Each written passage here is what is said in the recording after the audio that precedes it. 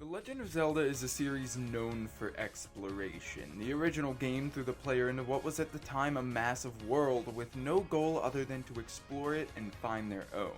A Link to the Past expanded on this exploration with even more secrets and far more creative ways to discover them. As the series transitioned into the third dimension with Ocarina of Time, the limits for what the player could explore became boundless. Even Skyward Sword, which is often berated over its linearity, has its share of sprawling explorable areas and secrets to uncover within them. And with the latest main installment coming in the form of Breath of the Wild, fans of the series have never been more free to explore the great kingdom of Hyrule.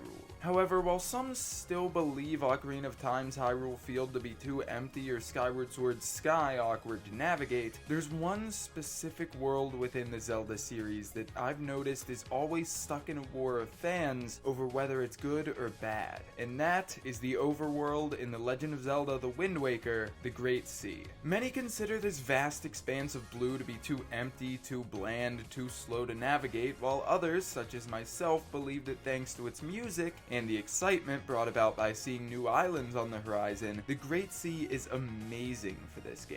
Naturally, people can have their differing opinions, but today I want to take a look at some reasons as to why I love this overworld, address a few complaints many players have regarding it, and talk about why the game wouldn't be as charming without it. Let's get sailing.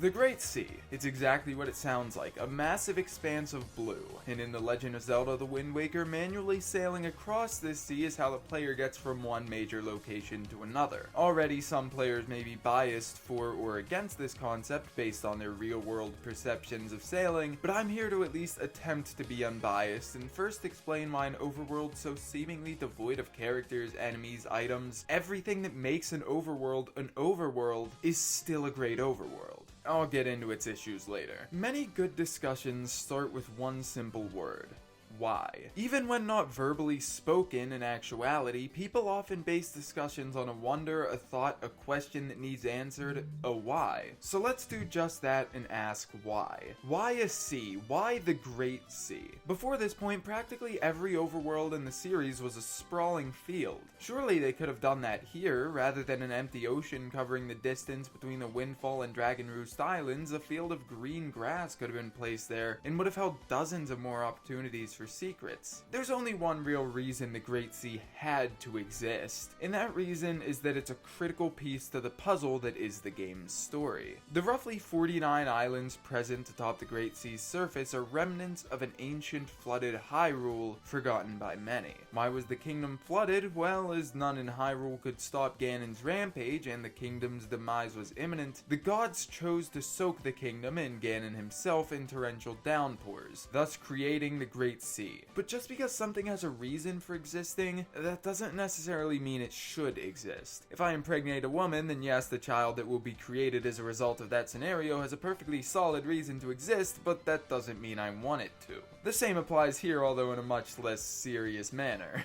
The Great Sea needs more than a solid story backing up its existence, and that's where discovery comes in. I can admit that when compared to other Zelda overworlds, the Great Sea doesn't have much to discover, but it does have some items to scavenge from the seafloor, some terrifying mini-bosses to unknowingly stumble across, and some ships or outposts to raid. Again, it's not much, but it's something. The real sense of discovery in the Great Sea, however, comes from the islands, the very areas Link explores for most of the game's runtime. The feeling of sailing into an uncharted quadrant of the map and discovering a funky-looking shadow in the distance while your mind ponders over just what secrets this new island will hold is really satisfying to me. Discovering new islands on the horizon is something I adored about this game from the moment I reached Dragon Roost, the first island the player is manually allowed to sail to. As the player gets closer and closer to the rugged mountainous island, it transforms from a simple blue-tinted shadow in the distance to what appears to be a massive rock with clouds overhead, and eventually into an expansive, complex island topped with a raging windstorm. Ice Ring Isle and Fire Mountain appear as mere shapes before being swarmed by the elements as they're approached. Great Fish Isle's ruined nature makes its silhouette so intriguing from afar that the player just has to be curious as to what kind of island they're approaching. The Triangle Isles, while nothing special at first, caused the Tower of Gods to rise up in the center of a quadrant of the sea previously sans anything of note. Again, being able to see numerous outlines of islands in the distance at once, and choosing one to follow and discover is a great feeling. I truly enjoyed filling out each and every quadrant of the sea and speculating over what kind of island I'd find next. And this carefree adventurous feeling was only magnified through the Great Sea's theme, which never once grew stale for me. As I do like the Great Sea, it's natural I could ramble on about it for much longer in an attempt to make my personal opinion look better, but I can admit that as most things do, this body of water does have its share of flaws that deserve to be mentioned as well, with the big one being tedium.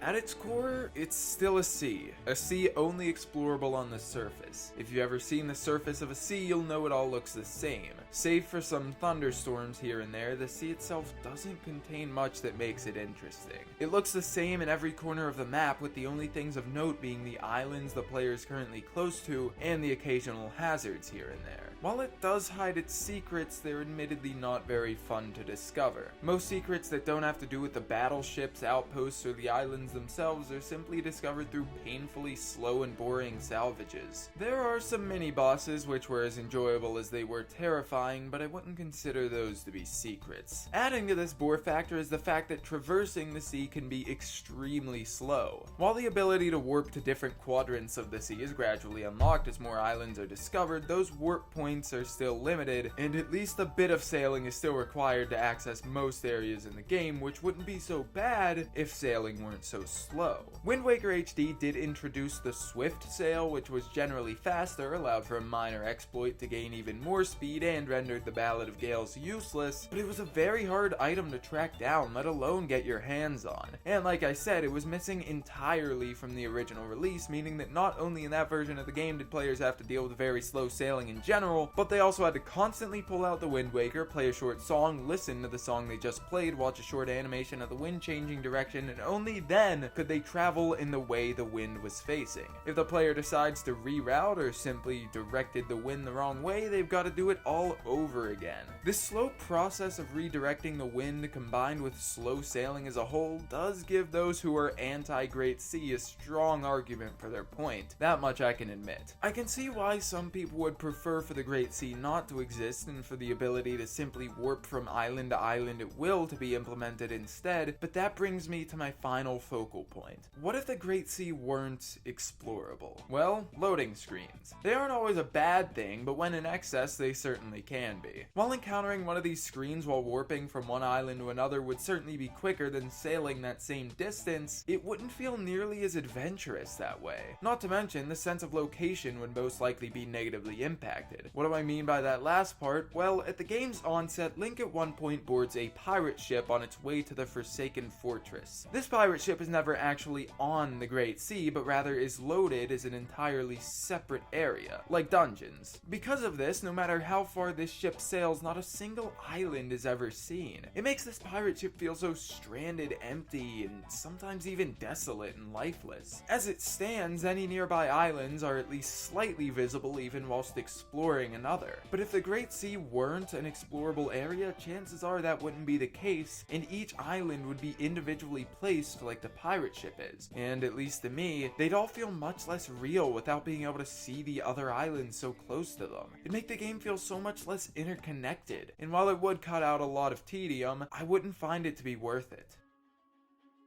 The Great Sea isn't perfect. Traversing the body of blue can be tedious, repetitive, slow, and boring. It doesn't have much to discover aside from the islands themselves, and the secrets it does have aren't necessarily fun to uncover, but it does have its positives. The music is great, the freedom of choice as to where the player takes Link next is something I love, minor events such as the finding of the ghost ship, the fighting of mini-bosses, and the curse of the Great Sea managed to keep things interesting enough, and let's not forget that the 7.8 out of 10 meme was directly caused by the Great Sea's existence. I can't defend against all of its flaws, nor can I attempt to cover them with its pros. If you like the sea, you like the sea, and if you don't, you don't. At least in the end, we can all agree that Spirit Tracks Overworld is the best.